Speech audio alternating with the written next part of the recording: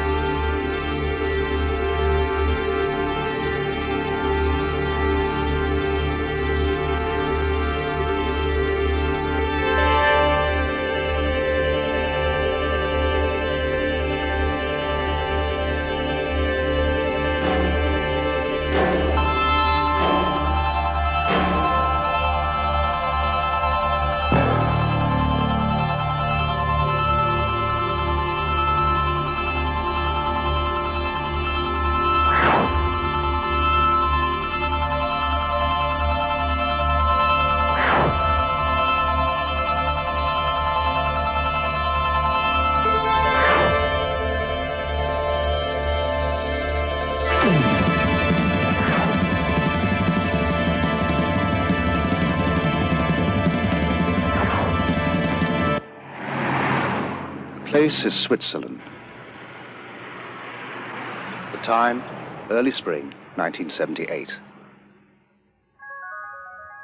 An unusual team of people makes its way to a secret rendezvous. Their goal, a tiny mountain village named Schmidt-Rutti. Head of the team is Lee Elders.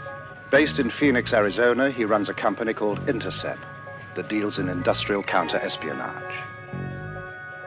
Britt Elders, his wife and partner in Intercept, specializes in electronics. The third member of the team, also a partner and longtime associate, is Tom Welsh. They were brought here by Wendelle Stevens, retired Air Force colonel and for over 20 years one of the world's leading UFO investigators. Their mission? To check out one of the most remarkable UFO cases ever reported. One that has been called alternately too good to be true, the hoax of the century, or the start of a new age for humankind. Steve, how long has this case been going on? Since 1975. How many sightings or experiences has this man had? Well, he's had over 30 that I've heard of so far. What makes the case so special in your mind? Why bring us all the way up here from Arizona? Man, up to now we've been dealing with just the tip of the iceberg. There's a mountain of evidence here. There's other witnesses, there's lots of photographs, there's recorded sounds, there's landing tracks, a lot of things in this case. Bigger than any case I ever saw before. How far are we from Zurich? About 35 miles, 35 kilometers, I think. Man, I've never seen so many switchbacks in my life. This is remote. Stevens leads them over a circuitous route, winding through back roads and stopping often along the way. Why all the precautions? Well, I didn't want to tell you this before, but this man's been shot at. Shot at? Yeah, somebody's trying to kill him. Why? I don't know. There's some people are spooked by this whole thing, and he's being threatened. That's terrible. Thus begins what was to become a 5-year investigation. Before it is over, they will be embroiled in controversy and forced to use every resource at their command. Hi, Mr. Stevens. Hi, Billy. Nice to see you here again. Yeah. I brought my friend's been telling you about. This is Britt Elders. Hi. Good to meet you. Lee Elders. His name is Edward Meier. He is called Billy, an old nickname that sprang from his fondness for heroes of the American West. Buffalo Bill, Wild Bill, and Billy the Kid. He is a farmer. He claims he has been in contact with beings from another world. Thank you. He also claims to have proof of these contacts. Mr. Meier, when did the experiences begin? The contact begins on January 28, 1975 in Hinwil. Mm-hmm. How did it happen? What made you go outside into the forest? I got something like a very nice voice in my head. I heard something to leave the house, to go out and to take a photo camera with me. So I left my house, and then when I was far upsides from the village, I heard a singing noise in the sky, and when I was looking up there, I have seen a disc. This disc was flying over the clouds, and then it came to the point where I was staying with my motorcycle. Then slowly it came lower and lower and set it down between the white trees and the forest there behind. Meier later photographs the impressions left by the disc's tripod landing gear. The grass has been pressed and swirled in a counterclockwise direction. Even a year later, the grass has not sprung back, but Meier notes that the impressions swarm with insect life. Then I have seen a person who came out of the disc. Person came out? Yeah. And when the person came out of the left side of the trees there, I have seen that it is a woman. Mr. Meier, what did they look like? She looks like a human from this earth. Like you, like I, like human beings from this earth. You call us extraterrestrials. You attribute to us superhuman powers. But we are like you. We too are still far removed from perfection and must evolve constantly, just like yourselves. After the first words, we turned and was going to the tree here. You walked over here? Yeah. How tall was she, Billy? It's about 1 meter and 70 centimeter. About like that? Show a little bit. About like my size. Ah. Yeah. Mm-hmm. And then she sits chest here, and I here. Sit down. Ah. And you sat here and talked to her? Yeah. Then we was talking here for about 1 hour or 1 hour and a quarter, something like that. Did she give you a name? What did you call her? Yeah, she told me her name is Semyase. Semyase? Yeah.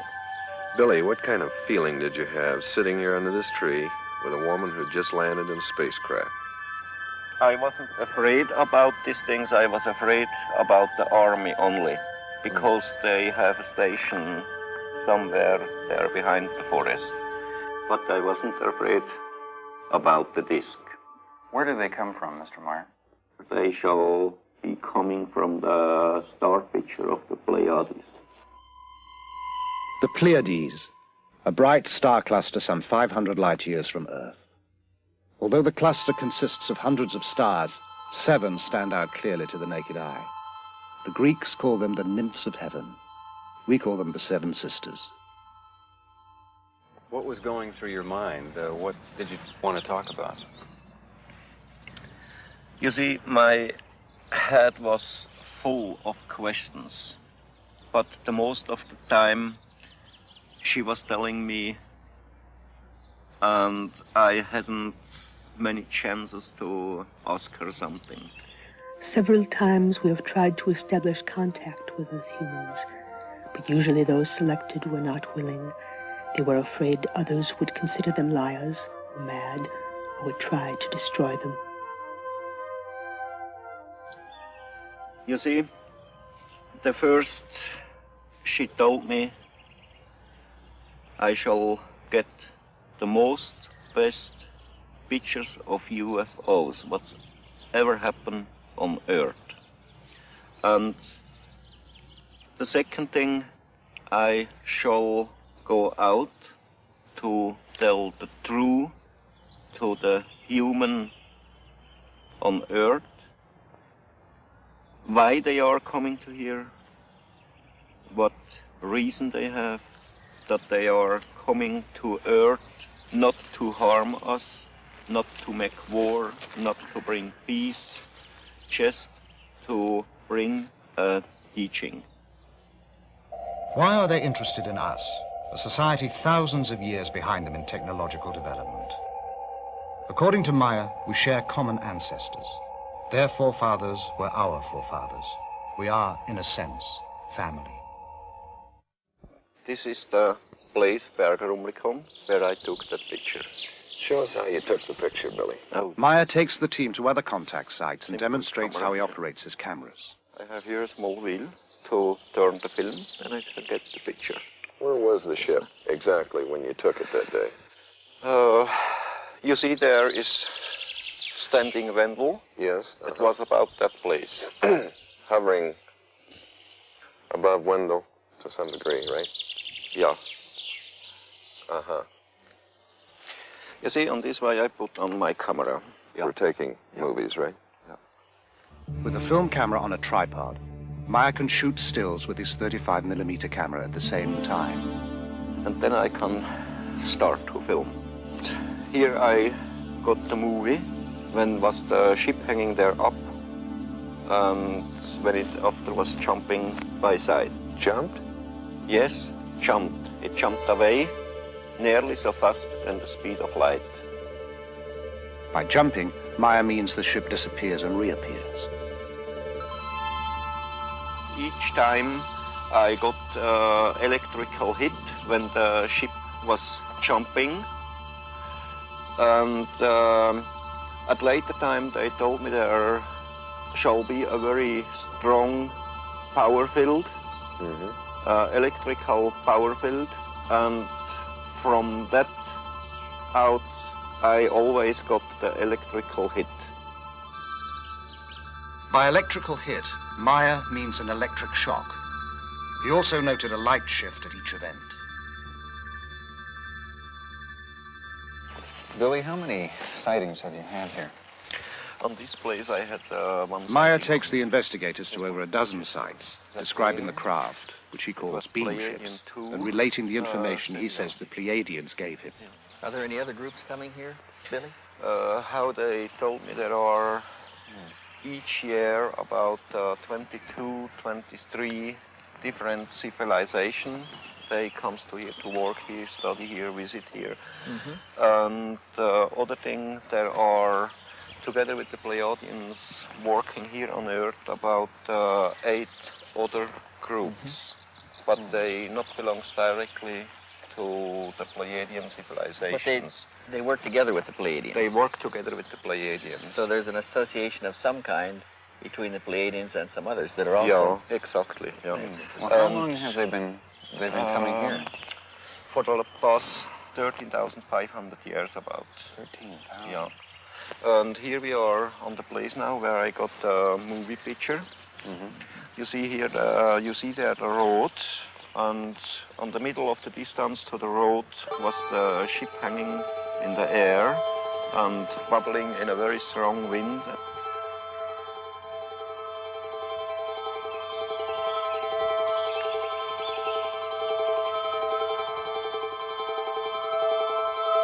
And in the background on the road was driving cars from Teilingen to Rumlikon and from Rumlikon to Teilingen. But if somebody have seen something about the ship out of the cars, I don't know. You didn't hear anything after that? No, nothing.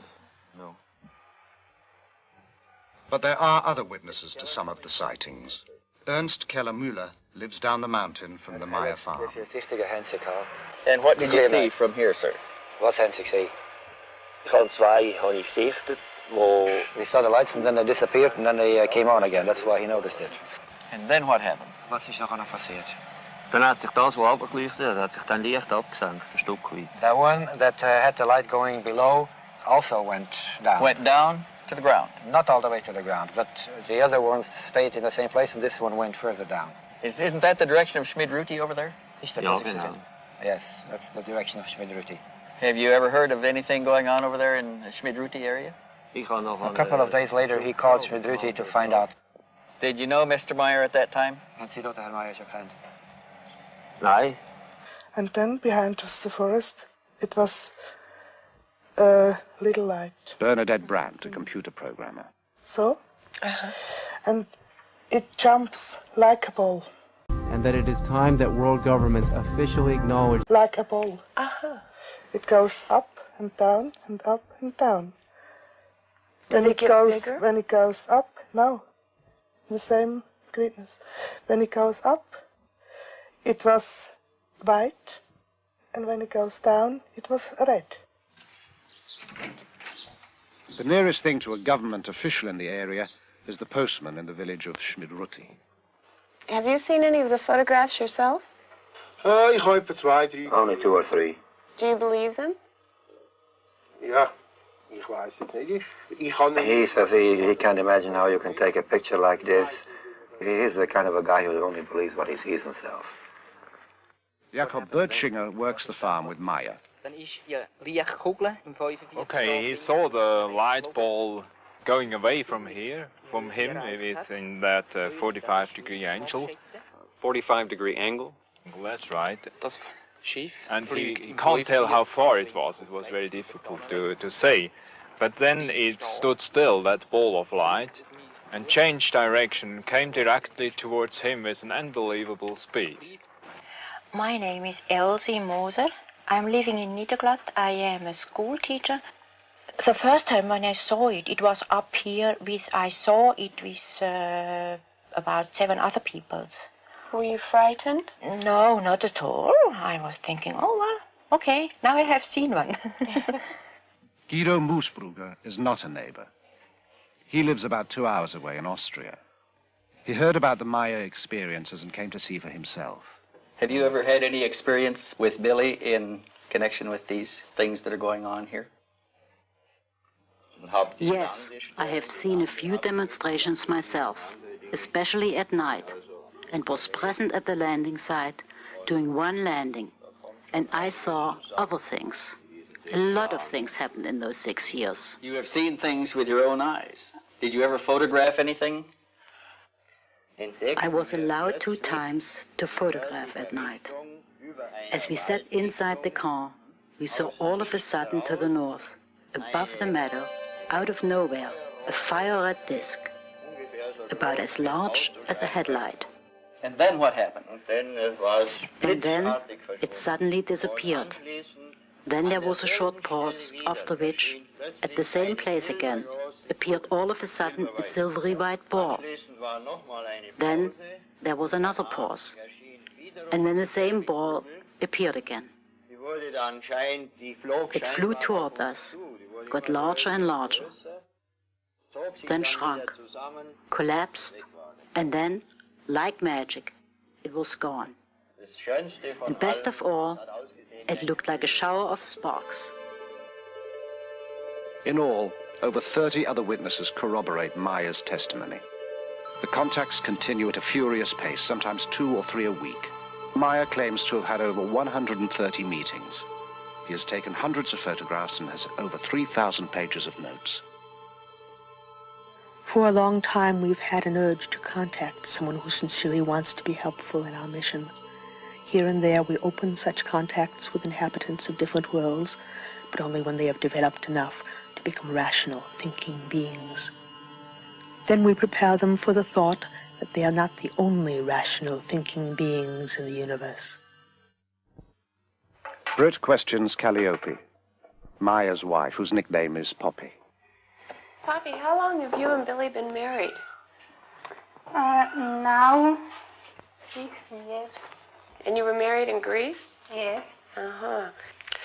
What did you think when Billy first told you about these experiences? Her English shaky, Poppy reverts to German. Ja. Ein bisschen schwierig am Anfang gewesen. It was difficult at the beginning. Weil because she never knows anything about this case. Oh, she didn't know? No. When did she find out? She says Billy takes a long time that her tell her something from the UFO. And then how did you feel about it? Beunruhigt einerseits, weil and she was thinking why this happened all to me. Billy shows her every time the picture that he takes, and so she was knowing about from the picture from the UFO. But she was very critical about this case and asked him some questions about all this case, and it was very difficult for Bobby. Were there times when you had just had it up to here and you couldn't take any more? She never was thinking to leaving this whole case, but she was crying and fighting against Billy and against the whole case. At one point, Poppy admits, she was so fed up she burned half the photographs.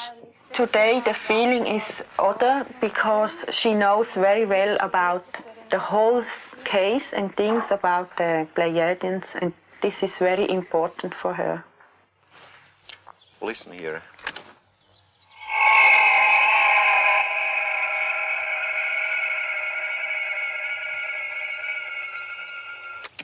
Wow, you recorded that here? My wife recorded this one here, and in the meantime, I've been there down very standingly with the other recorder. You had another recorder down Yes. there. How high was the ship above you? About 60 meters. 60 meters. How far would you estimate it is from here down there today? I think some 300 meters. The sounds bear no resemblance to anything Stevens has heard before. Meier gives him both tapes for analysis. Overwhelmed by the evidence they have gathered, the team meets to plan the next stage of the investigation. We're getting it all. We'll leave tonight? Yeah. Okay, on Meier. I think Meier is a very sincere and honest type person. What do you think, Steve? Has anything changed since you were here? The man seems to be the same, but there's some things changing around him. He's better off. He's got more people around him. More things are happening, but he still is basically sincere. What about the psychological aspects to the man? Do you think it's possible that he's a little schizoid? I mean, it's difficult to tell if what he's saying the Pleiadians are telling him is actually coming from them or coming from him. Well, how do you determine that? Well, we can never prove Too many that other people involved. aspect of the case. Others have seen the same thing. There's a terrific cross-section of people here. You've got a school teacher, you've got a commercial pilot, you've got a businessman, you've got a CPA.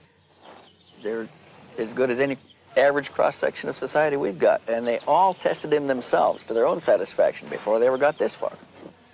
Well, I think we ought to go back and throw the book at this one. Everything we can. Top technology, we can get involved. I think we ought to let the chips fall where we may and just see what we find. We're going to run down and say goodbye to Meier, and we'll tell him goodbye for you. Give him my best. Okay. I'll see you later.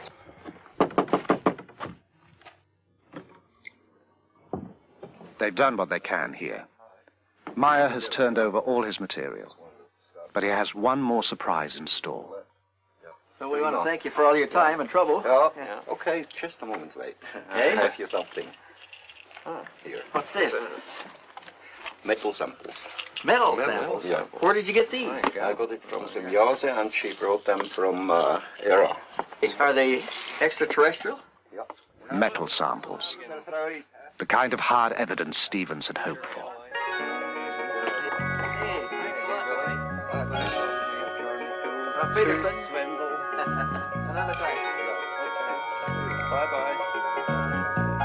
We got the Vogel tape in. Great. Back in Phoenix, the investigators begin to sort out the massive material Meier gave them. There are hundreds of photographs, the 8mm films, sound tapes of the beam ships, and the fragments of metal. They know they will have to call in scientists from a variety of fields to help assess the evidence. The task appears monumental. Thanks, hon. Tom, what about you? Yeah, I'll have one too. Okay. They decide to check the photos first. If these are fake, the rest doesn't matter. Here we have our image. The ground is below. We'll place this on the platen, emulsion side up, in order to focus on the emulsion. The first step involves translating the photographic image into digital information, the language computers can read. We can start this machine from the point which it is at now and scan 500 lines, 500 points per line, at a very small aperture, and watch the result of this scan being placed, digital information, keep in mind, onto a display. All right, over here on our display, we can observe what the densitometer is doing. This microdensitometer is the same one used to help analyze the photos beamed back from space by the U.S. Pioneer mission. And tell it that we want to go 5 microns between each pixel. Then we'll be digitizing a ½ centimeter square, scanning the first lines. The digital information will be sent on for an analysis that will take weeks to complete. Meanwhile, Welch and the elders decide to learn what they can of the history of UFO experiences. But can you give us some more background on this phenomenon? What is this all about?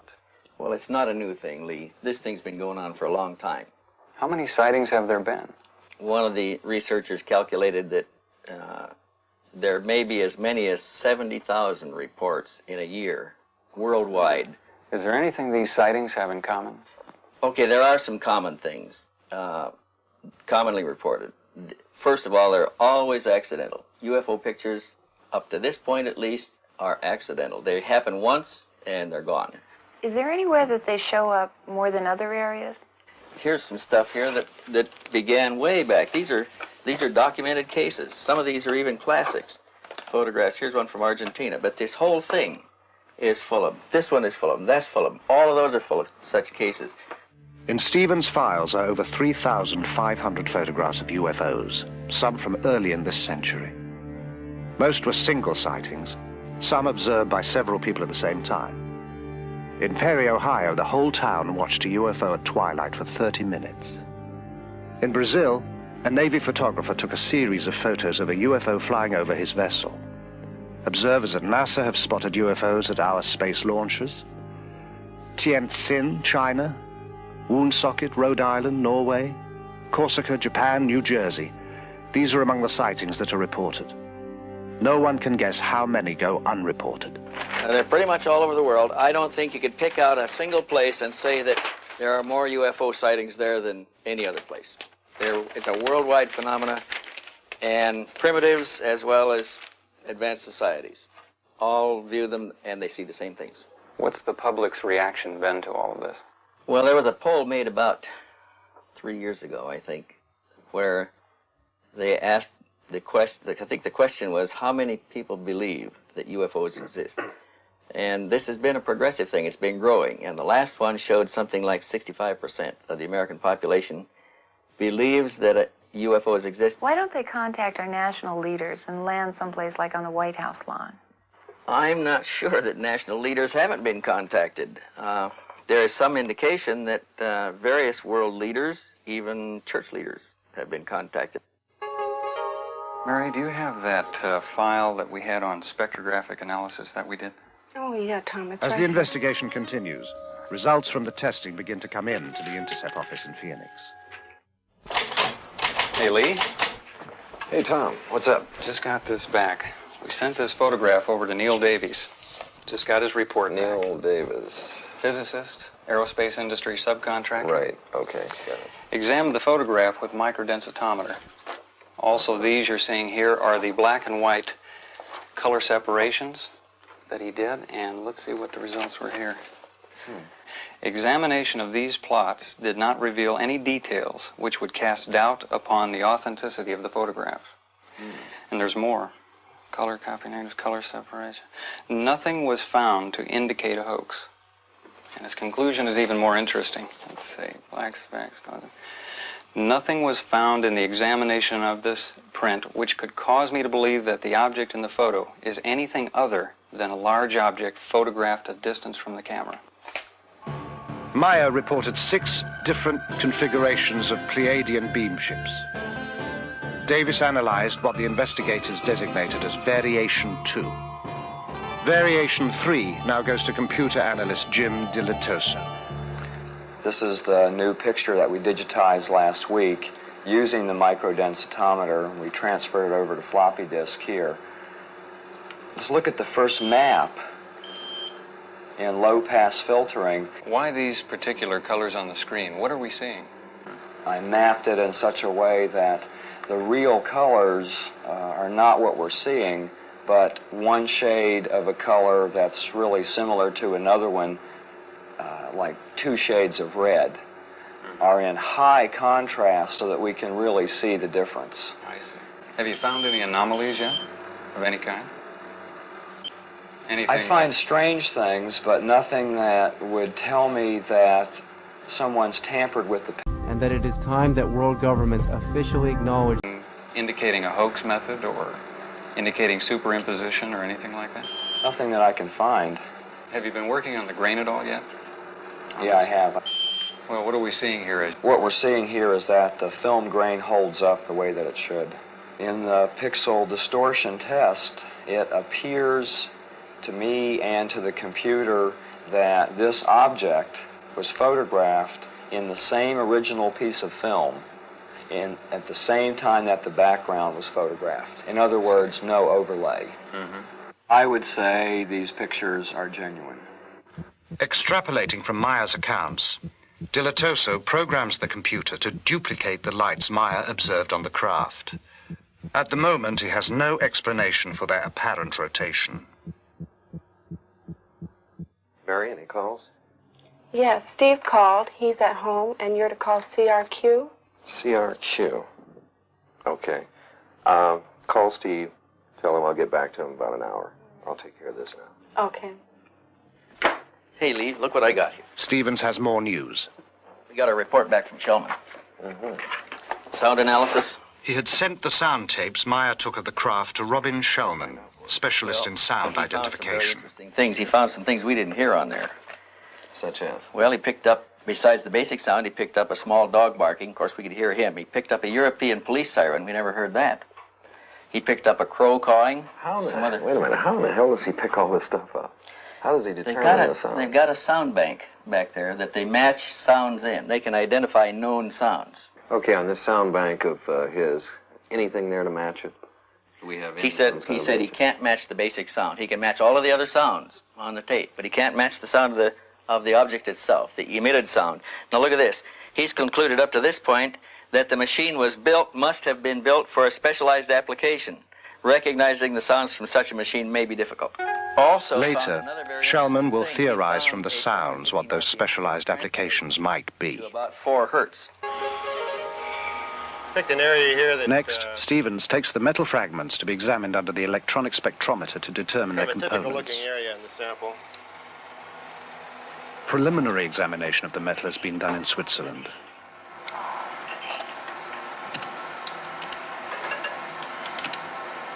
And we've got these little marker bars here that we can line up on each peak as they come up. This one indicates we have silver there. Over here, let's see. We've got some copper, small amount of copper. That looks like about all that's in here at the moment. The big band here is silver, though. The big one is silver. Later analysis of other fragments also reveals small amounts of thulium, a rare earth element that is difficult and costly to extract here. This is one of the... Because of the unusual nature of the findings, the fragments are given to chemist Marcel Vogel, an expert in crystalline structures and inventor of many substances used in computer components. The first specimen I looked at is a metal specimen, which I classified as F1. This is the appearance that it looked at, rather golden colored on one side, silvery colored here. We find that, in truth, it is silver and a small amount of copper. We look at it here, this same area here, under polarized light. What is unusual of this small specimen is both highly crystalline nature, and suddenly we come to a metal section as we see here, and it showed a combination of metals that I've not encountered in any normal bit of metallurgy, both crystalline deposits and metal. Now, we, with any technology that I know of, could not achieve this on this Earth plane. I could not explain the type of material that I have and its discreteness by any known combination of materials. I could not put it together myself as a scientist. It's also a challenge because I showed it to one of my friends who was a metallurgist, and he shook his head. He said, I don't see how it can be put together. And we find that in this area there is evidence of machining, that there are striations which look like the sample has been worked mechanically. It doesn't look like anything that we've made here. At this moment, I would feel very much inclined to accept what was given to me as being true. Always security conscious, the investigators hold key discussions outdoors to prevent eavesdropping. As the work piles up, they meet to assess progress and problems. And that is, we've got a company back here and an intercept clientele, a pretty heavy clientele. What are they going to be thinking about these hard-nosed investigators running around chasing flying saucers? Tom, it's an investigation, and it's a good investigation. No matter whether you're doing a murder one investigation or industrial espionage, you still have the basic criteria that you follow, investigative procedures. And I think if we maintain those type of procedures, I think we can control this situation. There's one thing that we haven't thought about. Eventually, somebody is going to come to us and say, have you ever tested these people? Have you ever tried to find out if they're lying? Have you used psychological stress evaluation? Have you used lie detection? Yeah. Will Billy go for that? Oh, sure. I think Billy will go for it. He's been open with us all the way through. I don't think he'll stop at this point. Well, Steve, we've got another problem. We've put a lot of time and effort into this case already. We don't know when it's going to terminate. Well, I want you along. I want to do a real investigation on this, and I want real investigators. Well, what do you guys think? I think we should go for it. Okay, let's hope he's for real. Look, physicists say they're all hoaxes. I've been at this for 20 years. If this is a hoax, there are no real cases. The decision made, the team presses on. Computer analyst Jim Delatoso has some new findings to show Welsh. Let's go back and look at this picture again and get some information about the edges. I've discovered this interesting program for measuring the edges of things and comparing it to all the other edges in the pictures. Based on the relationship of those edges? The width of the edges and the properties in the edges. So we're stretching the data in the edges so we can count how many pixels wide it is. And it's very interesting what happens when you stretch them out, because it becomes very clear. Pixels, these little squares, like building blocks, and pretty easy to count. 6, 7.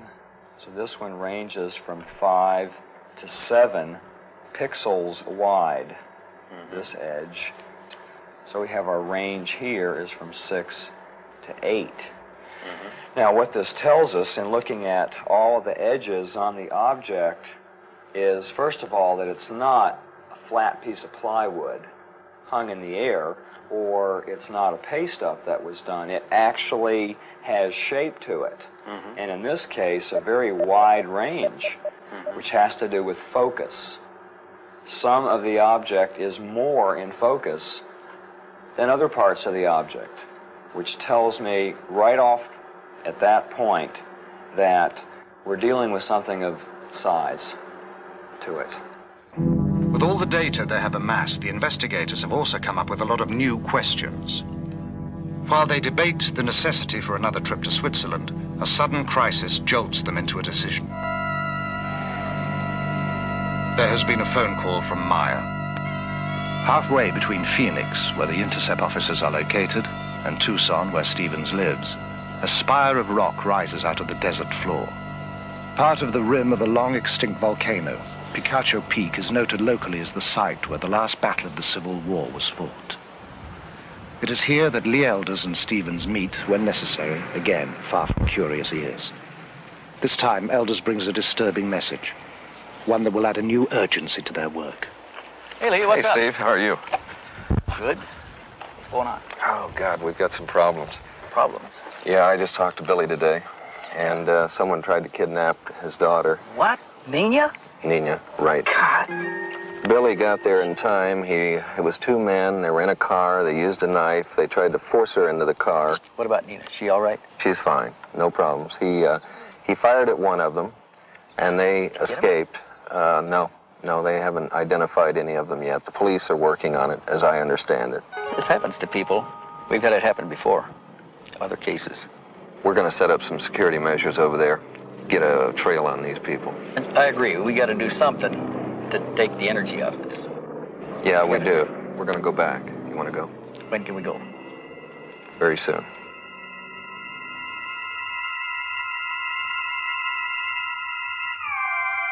Hey, amigo, any phantoms up there? No, it looks pretty clean up here, but I want to check for third wire. In Switzerland, the investigators start their security sweep with the phones. No infinities? Everything looks all right. I tell you what, we better run a TDR up the hill, though, see if anything's hanging on the line. What do you think about, what can we do with the people? We've got to do something. There's two things we've got to do with them. One is we've got to get them to change the patterns, primarily Billy. Change their movements, change their patterns. Second thing we've got to do is we'll have to indoctrinate them on security. Probably set up a night watch situation of some kind. Have enough weapons here where they carry weapon, flashlight, walkie-talkie? Carry the whole thing. Patrol the grounds at night. New additions to the farmyard since their last visit include a pair of peacocks whose raucous squawks make them as effective guards as the farm geese. There are new photos, too, and more film. In some, the beam ship hovers by a tree. Meier says they use trees as a kind of magnetic ground. Two or more ships in the same shot are almost unheard of in UFO photos. Meier has dozens of such pictures.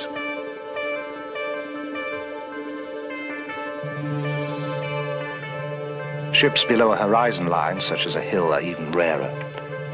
In this photo, a Variation 2 ship controls a smaller unmanned drone ship, designated as Variation 5. In one demonstration, a Variation 3 ship exhibits a behavior Stevens has seen before. We have often reported a nipping flight. We also have a wobbling flight, where it wobbles around a vertical axis. The bobbing effect, Meier explains, is due to the ship riding the waves of the Earth's magnetic field, much as a boat on the ocean.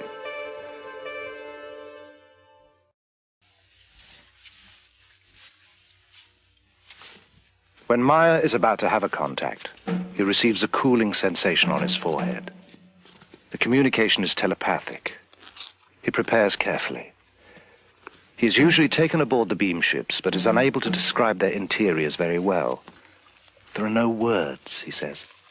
Apparently, they are totally unfamiliar. The gun is a precaution, due to the threats on his life. The hat is a favorite, one he picked up on his travels in the Middle East. The tattoo he received during a brief stint as a sailor. He dresses well because he can be gone for hours and the weather in these mountains changes constantly. The walkie-talkie is a necessity because he is often left far from where he parked the bike and must call to be picked up.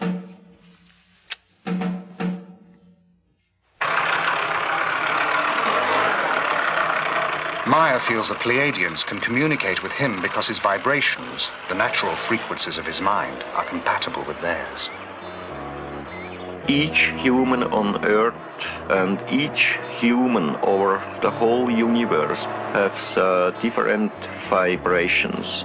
The vibrations of human is made out of his thinking, and the vibration themselves, they are something like magnetic electrical waves. And they are turning from human to human, from planet to planet, and over the whole space of the universe.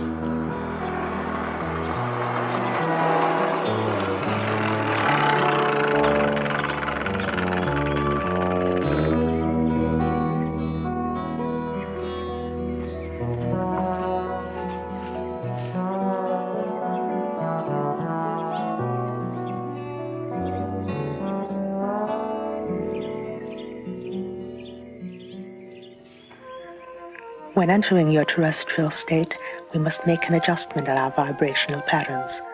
It is similar to your adjusting the fine-tuning on your communications devices. In our case, it allows for the clear perception necessary for an exchange to take place. You see, this around this area where I took several rolls of films. And this picture here, I took over there. And that it is time that world governments officially acknowledge... What size is that ship, Billy? They told me it's 7 meters. One of the most frequent spots for the contacts is Obersadeleg, a wide valley just 10 minutes from the farm at Schmidruti. Here, Meier took one of his most spectacular series of photographs. Between both roads. And you can see here these lighty trees here. That's there up. And here on the left side, this hill. What's happened there behind. And the trees here down. It's that one there. Yeah. Okay, then where did this come in here? This picture I took there. If you go left side a little bit, here. If you go down, like this way here. The beam ship stayed in the area for almost 20 minutes, flying slowly, often skimming the treetops, sometimes just hovering in place. And the ship was a little behind them when I took this picture. And just now, the trees are growing up in the last months.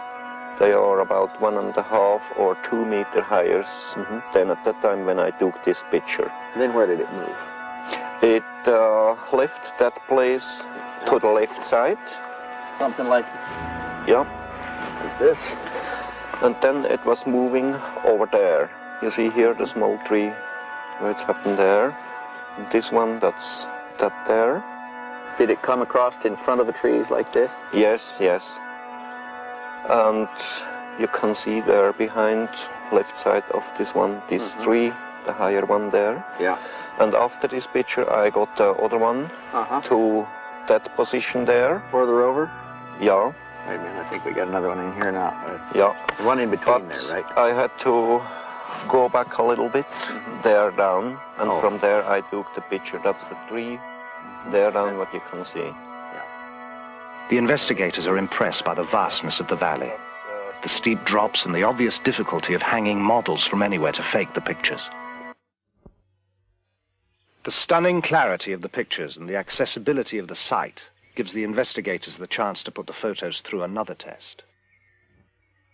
Billy, we're using this to measure distance.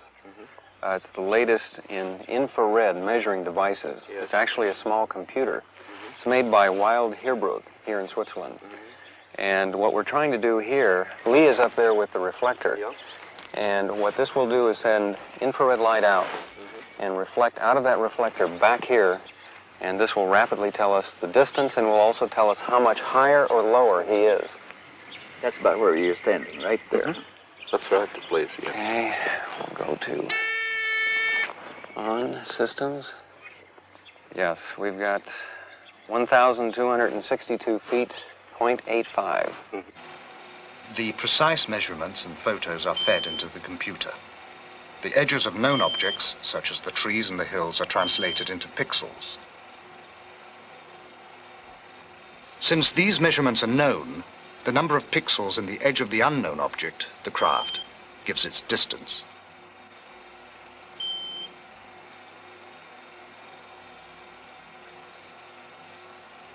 The beam ship is determined to be just where Meier said it was. Simple triangulation then gives its size, 7 meters, or about 21 feet in diameter. Billy, how many sightings? By now, the investigators have made over a dozen trips to Switzerland. The case takes up more and more of their time and taxes their ingenuity. Each test leads to another, and every result is double and triple checked. To test the possibility that the Meier photographs were made using small-scale models suspended by transparent monofilament, the investigators bring with them a detailed model of a beam ship they identify as Variation 2. While Welsh flies the model on a hilltop above the farmhouse, Meier and Stephen snap several rolls of film. The camera Meier is using is the same one with which he took all the other pictures. The results are impressive. To the naked eye, some of the photos appear genuine. Those photographs, they're interesting. They look pretty good. Pretty good. I saw one difference in them, and that was that those models look white. They don't reflect that silver gleam like the pictures that Billy had. You want to look at the focus in them, Hey, hi guys. What's Hey, Tom. what are you talking about? The pictures. Oh, yeah. Some of them looked pretty bad, but some of them looked pretty good. I think we ought to test them. Pictures of the model are not all that good. In the pictures where he focused on the model, the horizon is out of focus. Where he focused on the horizon, the model is out. Well, not all of them, Steve. I mean, some of these photographs come out very, very good. We should put them in there for comparative testing under computer analysis. We've got to have that comparison. Frankly, this could be a scam. So when we look at models, there's a variety of things that are different than when we look at photographs of these objects. Load in some colors first. That object right there is solid. It's one solid color.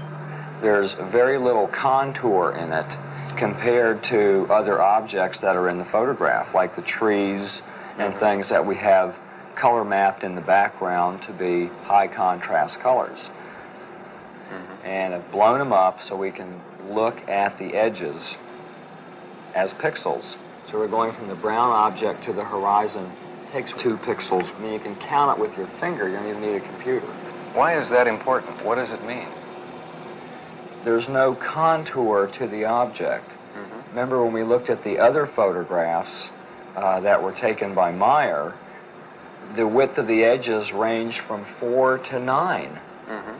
Point of the story. This is a small model. It's easy to tell small models. Well, we tested that fighter sequence, and that came out pretty good. We didn't find any strings in there. And when we got through blowing it up in the computer, we had the outline of the Mirage fighter, everything. The incident occurred at Schmarbühl. Meier claims the jet made 22 passes at the beam ship. Computer analysis using the information from a known object, the Mirage fighter, shows again that the beam ship is the size and distance Meier claims. What'd you find out from the base? You had some investigation going on. They're pretty tight here on military security, but they won't let us talk to the pilot. We did find somebody who claimed that he found a mechanic who worked in that squadron at that time, and there was an exercise going on, and an airplane did come back with the electrical system melted out. The fire control system had to change a lot of black boxes, get it operational again. What about Meier? What are we going to do with him? I think we ought to put it to him, you know. Let's go for the man, find out if he's telling the truth, and put the full court press on him.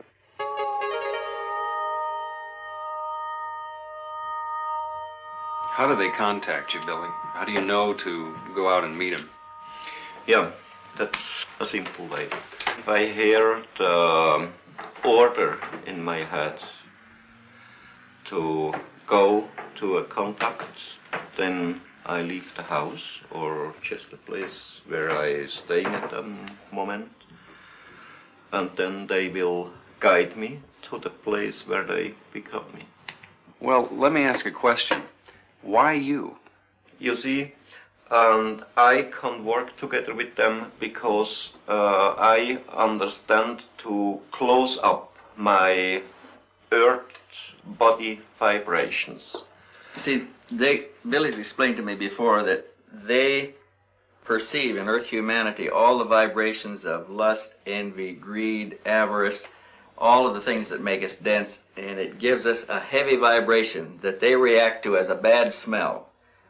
In fact, he's even mentioned that they call it the auric stench of Earth humanity, and it's discomforting to them.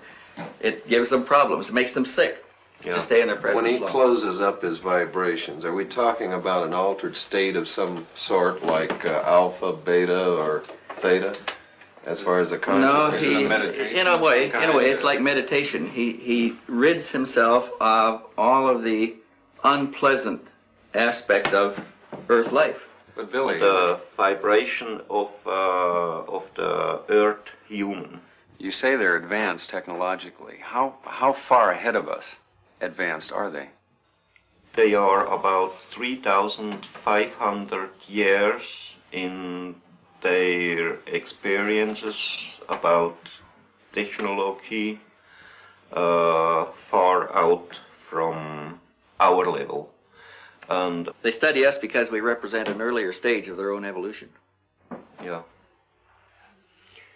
You know, they had war, they had trouble together, they was fighting together, and they needed a very, very long time to get peace under themselves. They made a very interesting observation at one point.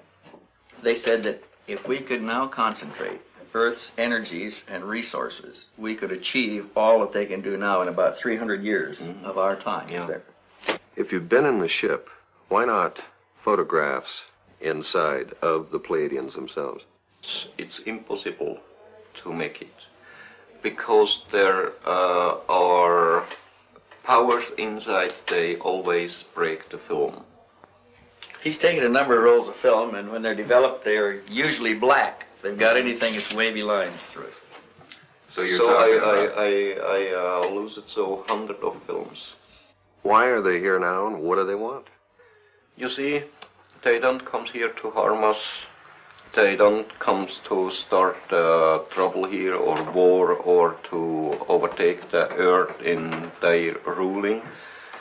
They just see us here as their little brothers or something like that. And they want to bring the real teaching of the natural life and of the spiritual belonging, spiritual teaching, spiritual life, and all this. But they must want something from us. They just want nothing. Nothing. You see, for the human on earth, it's impossible to believe this, but that's really the truth. They just want nothing from the humans on earth. The session goes on for hours. To every question, Meier has an answer. The investigators are unable to shake him or to find flaws in his story. In Phoenix, Dilatoso comes up with a startling new discovery. We're getting into a really interesting area in these pictures. We don't really have to test every picture anymore to see if it's a real picture or not. We can't find anything that tells us it's a hoax, so let's start looking for things that are interesting from picture to picture. Look at the color here. It seems to contour to the shape of the craft. Have you seen this in a lot of the other photographs? In the Meier case. Look at the bottom here. On what's down here, it stops right in the horizon.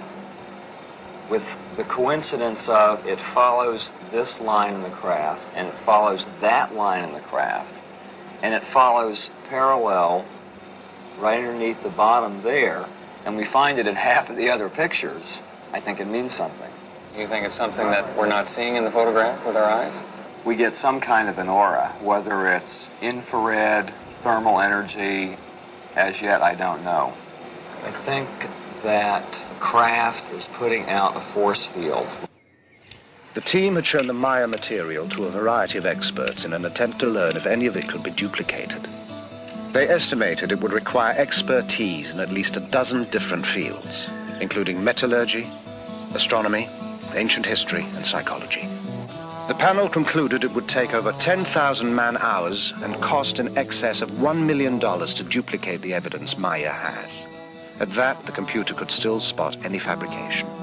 When we bought this center here, it was a picture like at the World War II end, and when we bought it, nobody of us had any money.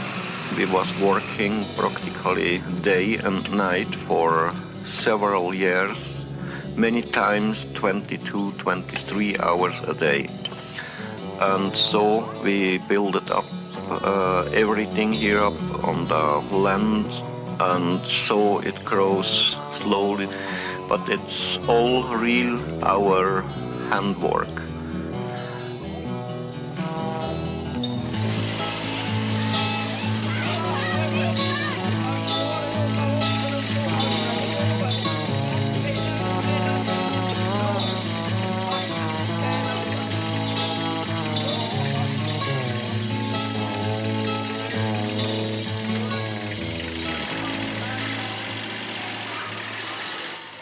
this is a psychological stress evaluation test, better known as PSE.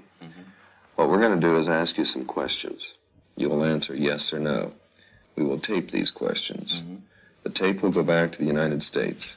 At that time, we'll test it through a computer to measure your micro tremors in your voice.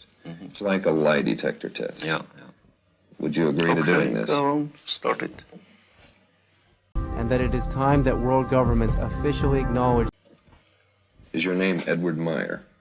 Yes. Could you speak a little louder, please? Yes. Are you wearing a shirt? Yes. Do you live in Switzerland? Yes. Have you taken photographs of Pleiadian spacecraft? Yes. Do you ride your moped? Yes. Do you receive your mail at Schmidrudi? Yes. Did you fake the photographs taken at Ober-Sadeleg with a model suspended... No. Wait till the answer, or wait till the question is finished. Suspended by a string? No. Let's do that one more time, okay? Wait till I finish. Do you live in Switzerland? Yes. The tape is taken back to be analyzed by Bob Phelan, a former criminal investigator with the Sheriff's Department of Colorado and a specialist in lie detection. Was also a yes answer. Number 3, do you live in Switzerland? Yes, he lives in Switzerland. There's enough stress here to indicate that probably isn't where he prefers to live, or he's lived someplace else. Question 4 was the first relevant question you asked him, is have you taken the photographs of spacecraft? His answer was yes. He's being extremely forceful, though not deceptive. And my opinion on that particular question is that he's being as truthful as possible. Number 7 was the second relevant question you asked him, and he answered right on top of the question. And the person asking the question had asked him to answer the question again, and then he asked the question again. The stress levels between the two diminished the second time that the question was asked, which is not indicative of deception, because stress builds in a deceptive pattern. It doesn't diminish. If it was a deceptive answer, the stress would then increase, not decrease. Now, something was extremely interesting to me was the 8th question you asked him on, do you drink coffee? And for some reason, he's more stressful on the statement about coffee than he is about the picture of the spacecraft. Yeah, that makes sense, because about 3 days before we tested Meier, he promised his wife he'd stop drinking coffee, but we noticed he'd been sneaking a few occasionally. Okay, that could probably be the account for it then. Phelan reviews the tape several times. He could find no evidence of deception in the statements about Meier's experiences. Much of Meier's film has been lost or stolen, but the remaining sequences are, as promised, the most astonishing ever released. In one demonstration, the beam ship flies around a tree, which can be seen to sway in the backwash.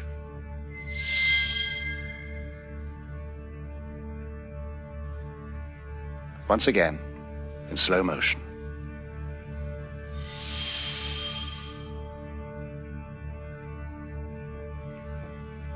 Even slower.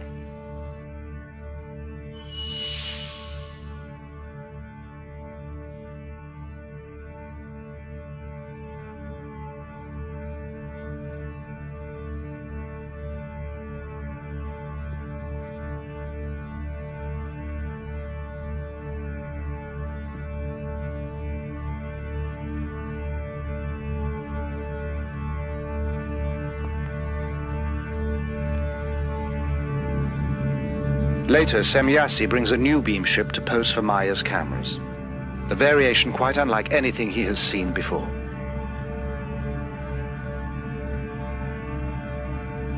She explains, as best he can understand it, the function of the spheres for propulsion of the craft in interstellar travel. The sound of the new beam ship shows marked differences to the sounds of the other variation craft. Meier tapes these as well. The tapes are taken to electronics consultant Niels Rognerud and sound engineer Steve Ambrose for examination. We have two pieces of equipment. One measures the signal we're listening to in the time domain, the top one here. And the bottom one is measuring the frequency components of the signal.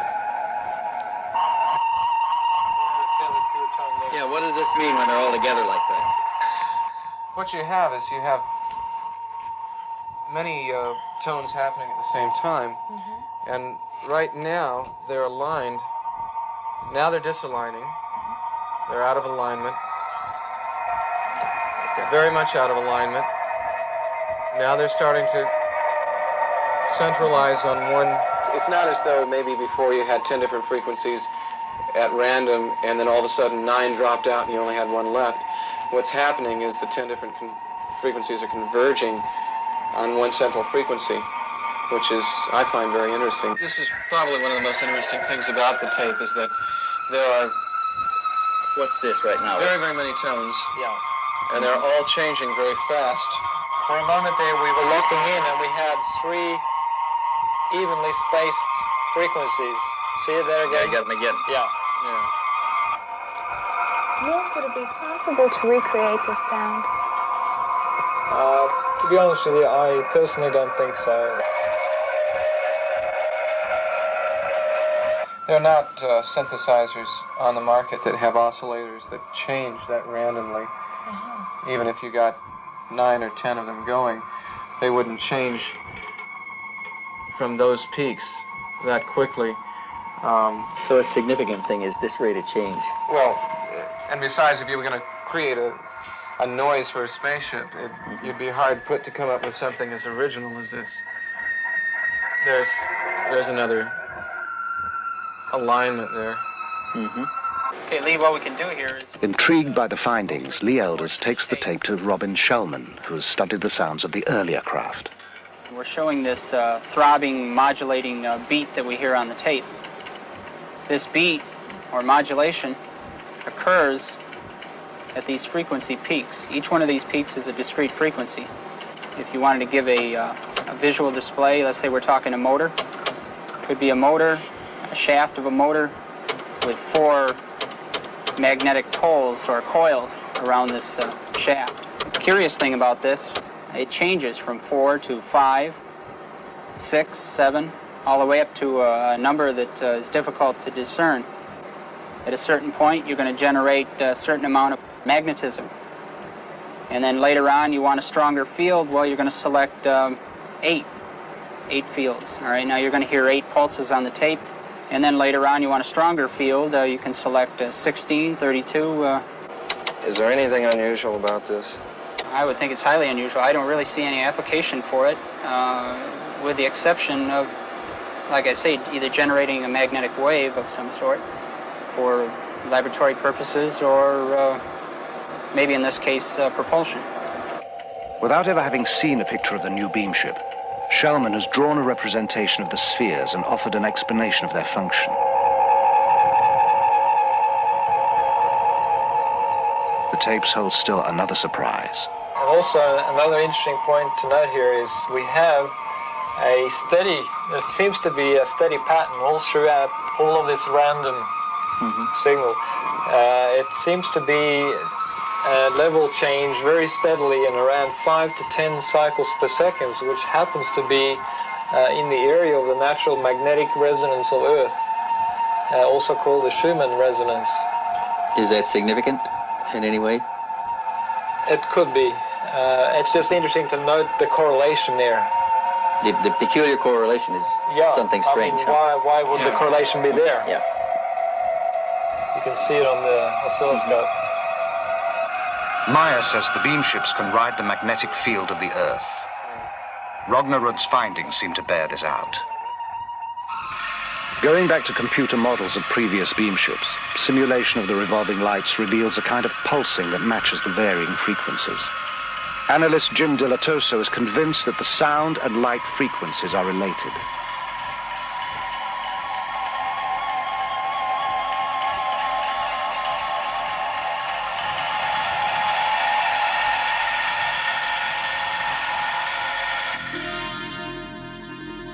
The phenomena might also explain the ability of the beam ships to suddenly disappear from sight and just as suddenly reappear. In this 8mm film, the beam ship at the top of the frame disappears and appears again almost simultaneously, just above the slope of the hill. When the film is examined, the beam ship disappears and appears in the same frame, which means that less than 1/18 of a second has elapsed.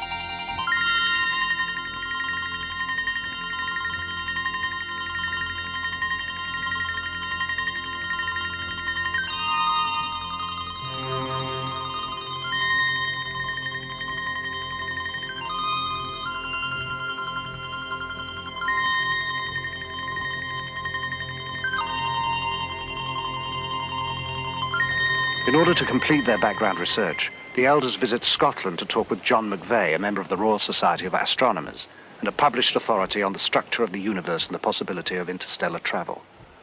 Is it possible to travel from the Pleiades to this planet?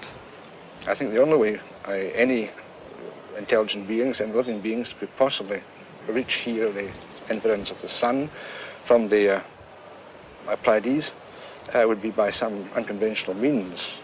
Probably by hyperspace. One can use this term now a bit more freely because it has kind of scientific significance now.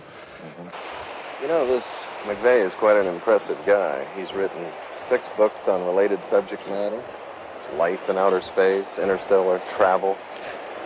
I think he knows quite a bit of what he's talking about. Myself. Yeah, I've got one question I'd like to ask him then. What's that? I want to see if he's got any information on this historical connection we keep coming up with. Because we found it everywhere from the Incas to the Aztecs to the Greeks to the Romans to Egypt, everywhere. Possibly he's come across something in his research. Well, the Pleiades are very well known. In fact, they're a very ancient group. They're mentioned, in fact, in the Bible, in the book of Job. I can't just give you chapter and verse, but they are a very old group. And they've been used by many ancient civilizations to signify the approach of autumn, winter. Hippocrates recorded that summer begins with their rising and winter with their setting. And Greek temples are aligned to these events. The Great Pyramids of Egypt are also aligned to the Pleiades. To some African nations, they are known as the 7 goddesses. In China, they are called the 7 maidens, and they are the 7 beneficent spirits of the Hindu Vedas. Curiously, in all these separate cultures, they are always referred to in the female. The Pleiadians told Meier they used females for their first contacts because they appeared less aggressive to early man. The Mayans celebrated the moment when the Pleiades reached their zenith as the most important event in their calendar. Pre-Incan peoples believed their gods came down from the Pleiades, and on the mysterious plains of Nazca, Peru, the Thunderbird marks the plaza of the Pleiades.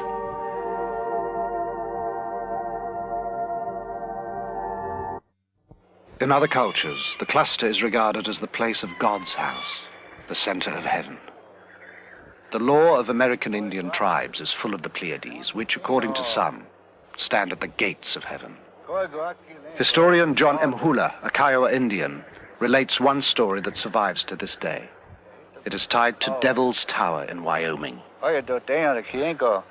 This mountain here, Kiowas lived in this area, and we call it the Old Tie. Kiowas camped through here, winter camp. And these children were playing. They were playing and they were running along this ledge over here.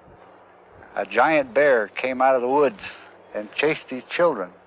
The 7 children, seven sisters, we call them. And they came to this one ledge here. And the children got on top of it.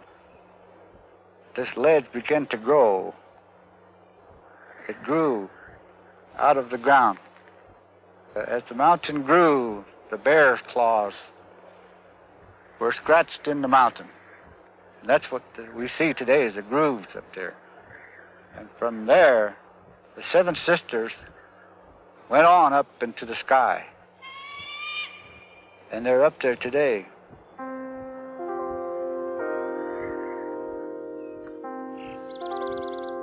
The Pleiadians today, they wasn't created and born on the Pleiadian planets. And that it is time that world governments officially acknowledge. We not are the baddest races in the universe. How many sects go to tell and to say that the most bad thing what's happened over all the universe shall be the human being on Earth. It isn't true. There is trouble here and there is trouble somewhere else into the space on other planets too. There remain only a few questions to clear up, but one of them has perhaps the most bearing on the Meier case. If his story is true, how did those beings accomplish a journey of such staggering distances? The investigators put the question to Alan Holt, an astrophysicist who works with the US space program, and David Froning, a specialist in spacecraft design for that program. Gentlemen, is faster than light travel possible today in our technology, or is this still just theory? There have been physicists that have been so bold and brave as to actually postulate the existence of particles that travel faster than the speed of light. And they have called these entities tachyons. And they have shown that the existence of such faster than light entities may not violate known laws of physics. I've worked on a kind of a field theory approach, which is basically an extension. I like to view it as an extension of Einstein's last work on a unified field theory. I really think that everything is pointing to a breakthrough that will make possible faster than light travel. Now, not all physicists will agree with that. How would it work? So I've represented here hyperspace currents by these blue and red lines. Down in here would be space and time. So space and time is what we're aware of and what we deal with in everyday life. But there could exist a higher dimensional space, a hyperspace, that we can interact with by certain configurations of electromagnetic energy patterns. So the concept here would be you start out with a certain pattern. Generally, you're tied in with the Earth's gravitational field and its hyperspace currents, but there's a low connection with perhaps a distant star. As you change the pattern, the connection with the Earth's gravitational field and its hyperspace currents decreases, and the connection with the distant star's pattern increases. And so, in effect, you're being pushed away from the Earth's gravitational field and pulled in to a gravitational field of a distant star. I had some artists do some work here showing a spacecraft leaving our solar system and going out of space and time. This red line represents the division between space and time and hyperspace. And the spacecraft, based on the propulsion concept I proposed, would use a field resonance effect to effectively jump into hyperspace, disappearing from space and time in our solar system, and then reappearing at a distant star. Mr. Froning, you showed me a diagram that you had worked up that's very similar to this, that describes a hyperspace leap in some fashion also. It's remarkable how similar they are. What I've tried to symbolize by this diagram is, first of all, the familiar space-time plane of existence shown here in blue of our physical world. At the journey's start, some distance is traveled and some time taken getting out of the solar system is shown by the curved line at the left. Then a hyperspace jump covers most of the distance with almost no lapse of time. Some time is taken again decelerating to the target, the curved line on the right. So this line here is very similar to the red line Alan has on his chart. That's right. Mm-hmm. That's right. This line he shows here is almost the same as the jump I show here. Yeah. What shape would such ships have to be to make such a trip? I initially came up with this design, with a central circular symmetrical shape. This top figure shows the field resonance system in its space-time jump mode, where it initially rises up to a certain point, and as it rises up, as the pattern gets closer to the resonance point, the colors can change, showing the higher energy flow. And you do get an effect in this concept that is very similar to what is observed in some UFO sightings. Okay. Dave, concerning the Pleiades, they're about 500 light years away from our planet. What would you estimate the time in this form of travel? So we're talking about on the order of eight-hour transit times between the Earth and the system such as the Pleiades star cluster. According to Meier, the Pleiadians make the trip in something over 7 hours. Meier also says that the Pleiadian beam ship's use of the magnetic field of the Earth is something our scientists are close to being able to accomplish as well.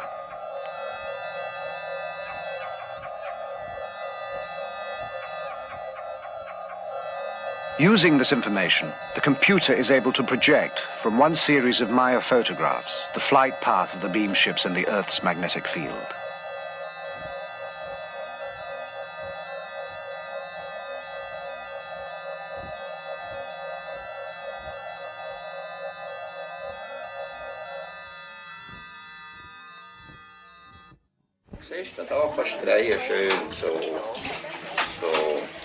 While the contacts continue, life on the farm proceeds at an even more hectic pace. To help free Meier, volunteers take on a lot of the routine work.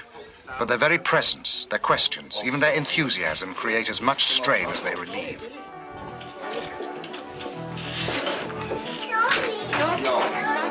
The last 20 or 30 years there was many people who have seen UFOs.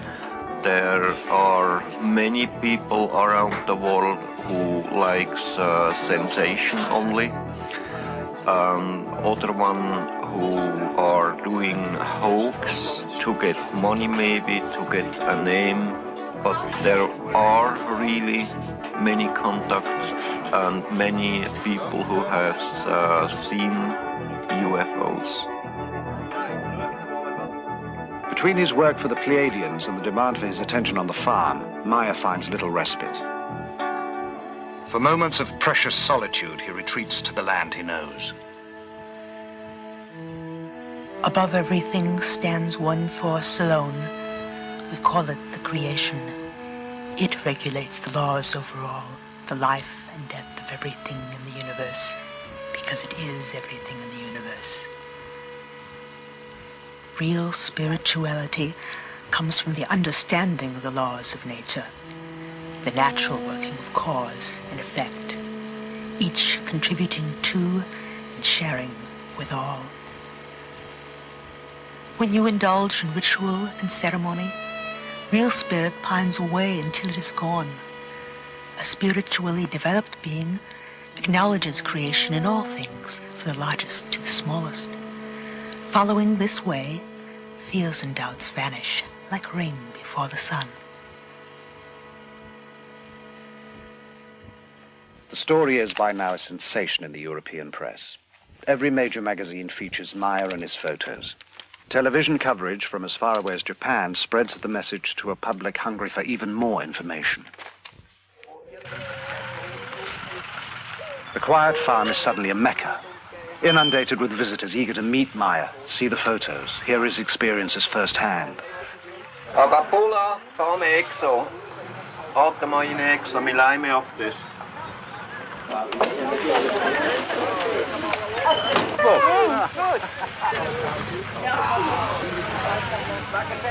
But Meier cannot refuse anyone.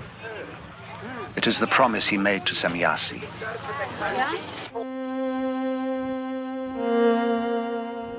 You have whole organizations which investigate our beam ships, but they have little material which is really authentic. However, the authorities already know much about our existence, but they continue to deny the fact of our existence. or even the fact of their research. They want only to rule the cosmos, but they are not even able to create on Earth peace among themselves.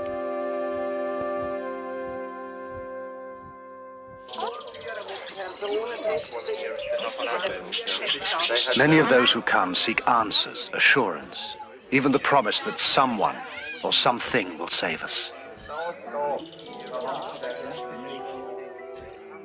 If we want peace and knowledge and love and everything here on earth, we have to change everything by ourselves as human beings from this earth.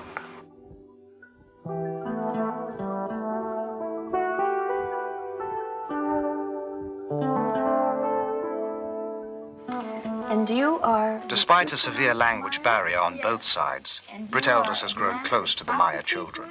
Yes. And Gilgamesh Meier. Yes. Could you ask Atlantis for me if he's had any discussions with his friends in school about what has happened with the experiences? Manchmal, ja. Dann sometimes. Und dann, was haben sie gesagt? Sie haben gesagt, They said always, it's not true what he said. And Methuselah, has he talked to any of his friends? Und hast du mit deinen Mitschülern geredet? Ja. Und was haben sie gesagt? Wir haben immer gesagt, UFO Meier. He said they make jokes with him and said to him, UFO Meier, like this. And then they have to go to the teacher, and the teacher said to the other people, why you say UFO Meier to Methuselah? And so they are quiet now. Would you ask them for me if they wished that their father had never had these experiences? Atlantis say on one side yes, and the other side no. Why the one side yes? When die UFO jetzt... If Billy don't have seen this UFO, people don't come to us, and not so much fun for him. Not so much fun for him. It is especially hard on the children. With the publicity, security measures have tightened up. The children are taken to and from school, and their activities around the farm restricted. Most vestiges of a normal life have disappeared. But when a threat does appear, it is not from assassins or kidnappers, but a wholly unexpected source. One night, the household is awakened by a brilliant light that bathes the whole area in an eerie glow. Meier, disturbed because he has had no telepathic indications, grabs his gun and his camera. The light changes shape and intensity. It moves out over the valley, illuminating the valley floor, rising and falling until dawn, then disappears. At his next contact, Meier asks Samyasi about the phenomenon. She has no explanation. The Pleiadians do not know what the strange lights could have been. Meier is shaken. You know, everything is going on more and more difficult. I get trouble here in Schmidrütti. I get trouble with the government, with the people around us.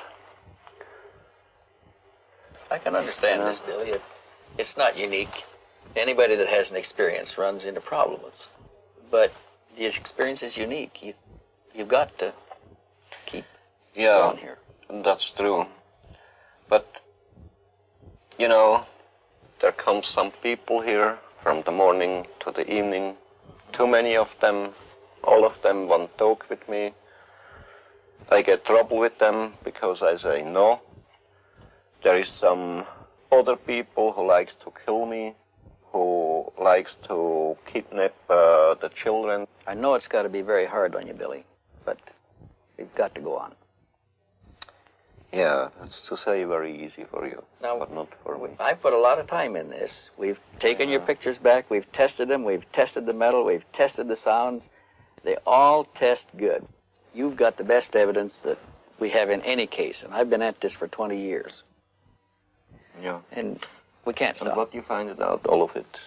Is it now true, or is it... Well, we're finding evidence that tends to support the case. It looks like it's really happening. Now, you have your own truth, and you know what's happening, but we've got to demonstrate this to ourselves and to the rest of the people. Please give it some serious thought. I need you. Yeah, that's true, but just now I don't know what I shall do, you know. I'm down, my nerves are playing crazy.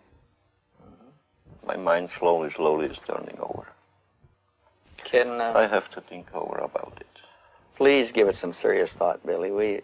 We can't stop now. We don't have any other way to go. But I think the world needs to know. I think you feel the world needs to know, but you just don't want to be the one. Somebody has to be. I know, but I have to think over about it. I don't know. Just now, I don't know. And that it is time that world governments officially acknowledge.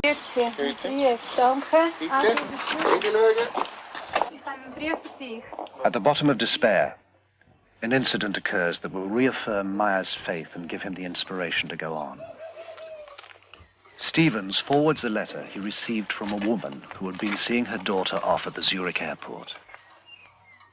She shot several pictures, the usual departure shots, ending with a shot of the plane taking off. When it was developed, an object she had not noticed in the viewfinder of the camera had been captured on film. From the configuration, Meier recognizes it as one of the Pleiadian beam ships. Now he knows he is neither insane nor alone. For myself, I don't worry. I know the people over all the world calls me sometimes foolish, but too there is some other people who is thinking a little bit, there is other people who is thinking much, and then I don't worry if some of them calls me foolish or mad. Then I think it's very necessary to fulfill my mission, and I don't care about my health, I don't care about my life. If I have to lose my health or my life in fulfilling of my mission, then I have it to do.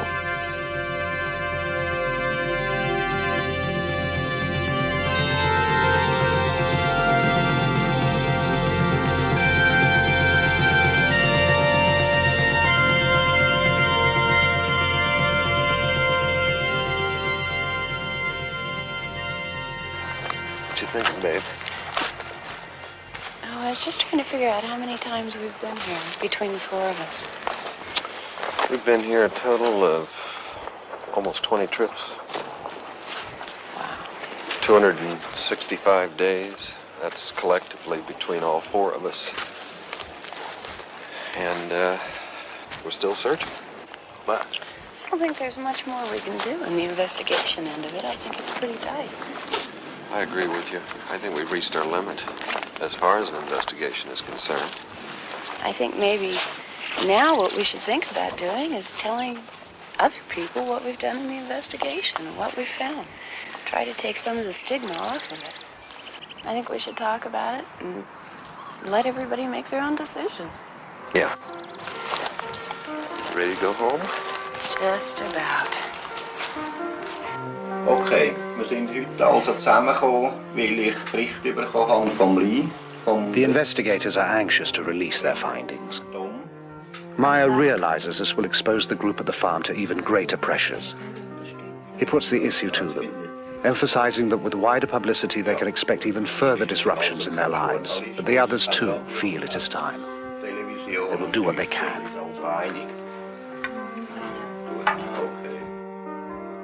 Why here? Why in this tiny, quiet, ordered country known till now for clocks and cheese? A banking center, aggressively neutral, a winter and summer resort. Nothing about Switzerland seems to indicate the choice. Except Meier is here. Pleiadians told me if I like, I can go with them to the Pleiadi, to stay there, to spend my life there. But the Earth, it's a very lovely and nice planet, and the humans here on Earth, they are not better and not better than on other planet. My hopes and my dreams, they are very simple. to bring love and peace and the fulfilling of all the natural and creation laws over all the world. Thank you for all your help and cooperation. Don't mention about all that. Thanks for working with us. Everything. If we've given you a bad time, we apologize, but that's strictly been for the sake of the investigation, okay? I hope you'll go on to work everything. We're going to look into it good. Yeah. We'll let you know. Well, we'll see you later. Bye bye, Brit. Good journey. Bye bye, Tom. See you Good again. flight. So long, Cheers. Billy. Wendelle. Yeah. Bye-bye. Kelly, it's been a pleasure. Bye bye, Lee. Yeah. Lee, just a moment. They still comes. They are working here together with us. They don't leave so early. They will stay here for the next couple of years. So, they are among us now, watching, perhaps waiting for us to join them.